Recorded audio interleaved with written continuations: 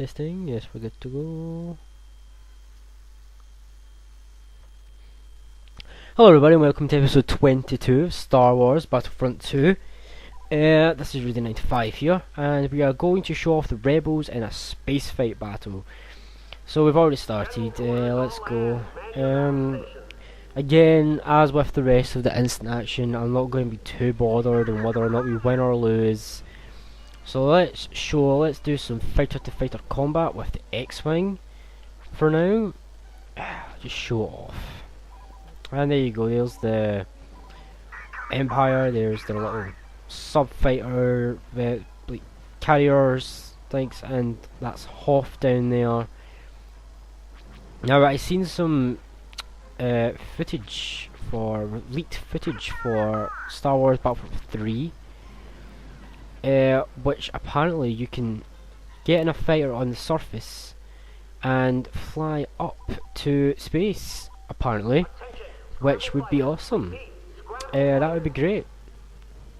I didn't do very well. Let's go on an A-wing. So that would be awesome, doing that. And the A-wing, it's not as good as the TIE Interceptor. It's not as good. Well, it's... I don't know if it's... I don't think it's better than the Jedi Starfighter, which is the clone's version of an Interceptor, but... yeah, it does its job.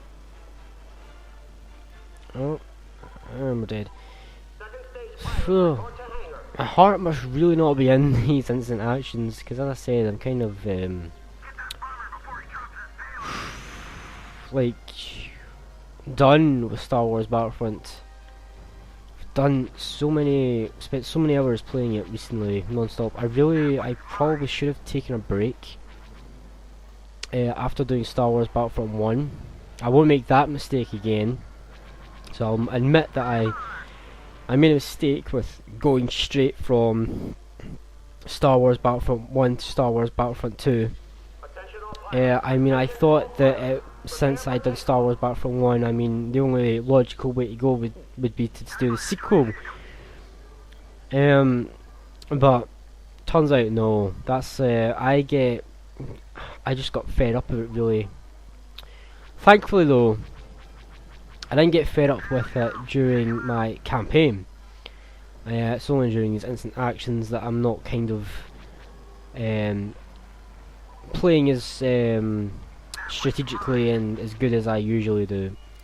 I'm kind of taking this opportunity to do more like a running commentary and just have as a commentary video while showing off. Because I'm in the mood to talk. If you haven't gathered that from the last couple of videos, I'm in the mood to do some vlogs and stuff.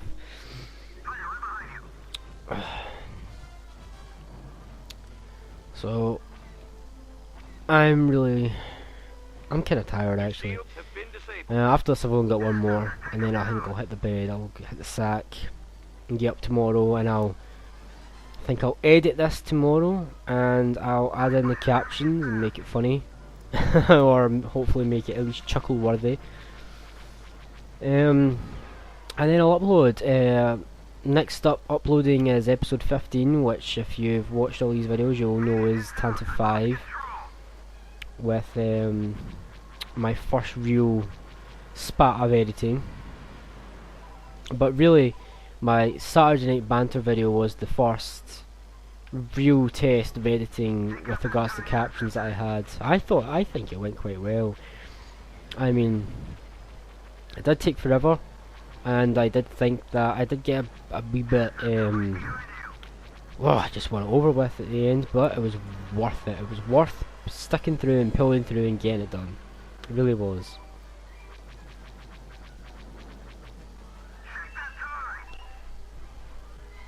And I'm also thinking about doing online videos, like me online. I'm not really that great online, but there is a couple of games I'd like to do online videos for. Like, for instance, Medal of Honor on the Xbox 360, Aliens Colonial Marines, Aliens v Predator. Well, yeah, Aliens v Predator, if that online is still like functional. I really would have loved to do a Chrome Hounds online, but that online got taken down by Sega.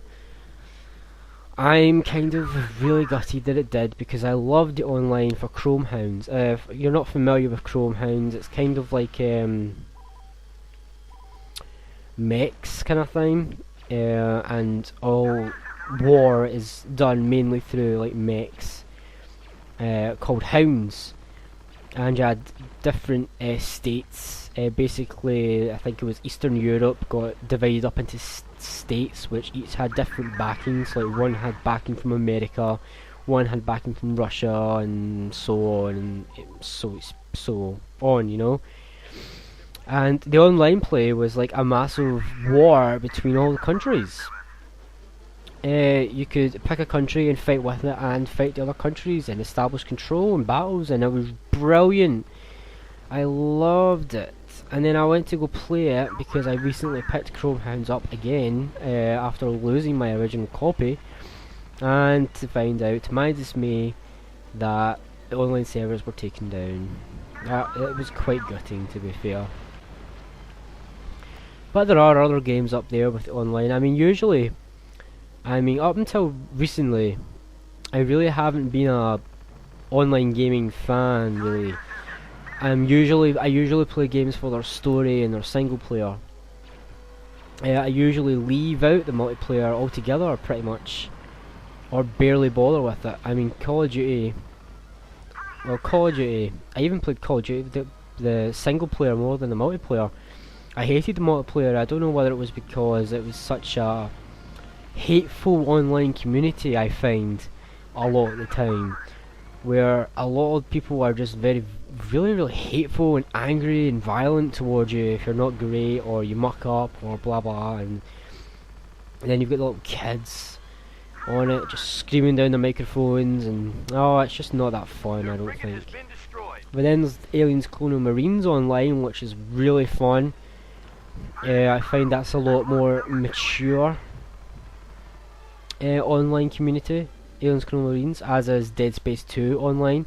Yes, Dead Space 2 does have an online multiplayer, and it's actually quite a fun multiplayer where you get to play as the Xenos, and I don't know if it's the Xenos, but you get to play as aliens and pardon me. You get to play as Xenos and as the humans, so it's really fun. What other online games up there? XCOM, Enemy Unknown. I'm not that great at XCOM. I love XCOM, but I'm not that great at it. So I'm actually into a wide variety of games. I mean, so far all you guys have seen is me playing Star Wars Battlefront, but Star Wars Battlefront 2 is by far not my best game. Like, I'm quite a crap Star Wars Battlefront player, to be honest with you. There's a lot of other games out there that I'm better at. Ace Combat. I love Ace Combat. I love any kind of flying game. I've got all the Ace Combat series. I've got Hawks 1 and 2. I've got Dropship United Peace Force, which is a really difficult flying game. I've even got Pacific Dog Warriors and some World War II flying simulation games. I've even got Battle Stations Midway, which is like a kind of ship naval simulating Second World War naval simulation. As you can tell, I like my Second World War games.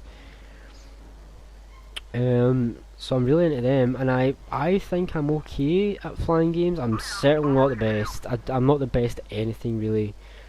I mean, I've been playing games like Dynasty Warriors and Samurai Warriors and Warriors Orochi and all that since it was actually like the first game I ever played when I was a kid, and I'm certainly not the best at that. I really am not. So you won't find me winning any awards for being the best gamer or anything, really, but I do try. And I'm sorry if these videos have not been that entertaining or fun. As I said, I have just wanted to be treating this more so as a commentary video rather than an actual Let's Play video, due to me kind of being fed up with Star Wars Battlefront 2 by this point. But I will not make that mistake again. I'll admit that was a bad mistake on my part, but I won't make it again. And I've learned my lesson. It's just, that was just one of the bumps. We're actually winning this battle. Well, I don't know how, but we are. I'm not going to go inside the ship, because you know what? Once you've been inside the ship once, you've been inside the ship all the time. Seriously, it doesn't even differ. It really doesn't. It's just the same. So you can see how the space battles get a bit repetitive, because they're literally just the same. Go into the ship, destroy the shields, destroy the auto turret defense mainframe, destroy the engines, destroy the life support, come outside, destroy fighters, and bomb the rest of them that are on the outside, and there you go, you've won. Really is. I mean, it was certainly refreshing. I can't take that away from it. I mean, it was a really original idea, and it's something that added on very well to Star Wars Battlefront 1, but not enough was done in it to make it fresh and keep it entertaining. Pardon me. Space combat got really repetitive after a while. I mean, even normal ground combat, that can be kept fresh, because that's like tactical thinking, and you've got to choose what command posts to conquer and capture, and the enemy are going to be pushing you back and taking command posts. But in space combat, it's pretty much just the same constantly. I mean, nothing changes. I mean, it's the same formula over and over again, really. So on to the topic about Christmas. I have decided what I would like for Christmas, and I have asked for, drum roll if I could do one, but I can't be bothered because I'm tired. I've asked for a better computer, a gaming computer, so to speak, one that will let me easily do these videos even better than what I can do now, and one that maybe I can do computer games on. And if I can do computer games, I mean, the reason I just said earlier that I wasn't going to do computer games is because my computer just is not good enough. It's not because I don't like computer games. I do like computer games. Just to name a couple of computer games that I love, the Command & Conquer series. I'm a massive fan of the Command & Conquer series, and I know that's not PC exclusive, but come on. You've never played a Command & Conquer, you've not played a Command & Conquer game until you play it on the computer. Really, you haven't. Yeah, we won. Don't know how, but we won. So, and Civilization 3 has to be my favourite Civilization game ever. I love Civilization 3. I have literally spent 100 and more hours on Civilization 3.